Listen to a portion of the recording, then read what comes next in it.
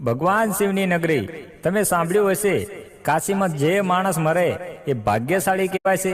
પણ પછી સવાલ થાય છે, જો ત્યાં મરવાથી મુક્તિ મળે છે તો પછી શરીરને આગ શા માટે આપવી પડે છે? તો મારા ભાઈ આ વિડીયોની અંદર બન્યા રહેજો.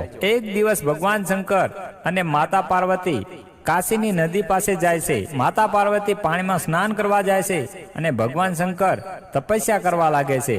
એ સમયમાં અચાનક માતા પાર્વતીના કાનમાંથી એક કુંડળ પાણીમાં પડી જાય છે.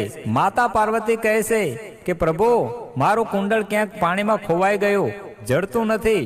ત્યારે ભગવાન શંકર હસીને કહે છે, ચિંતા ના કરો, હમણાં જ તમને ગોતીને આપો.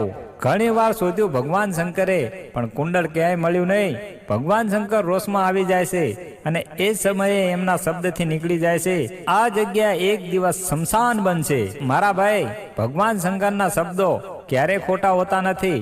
આ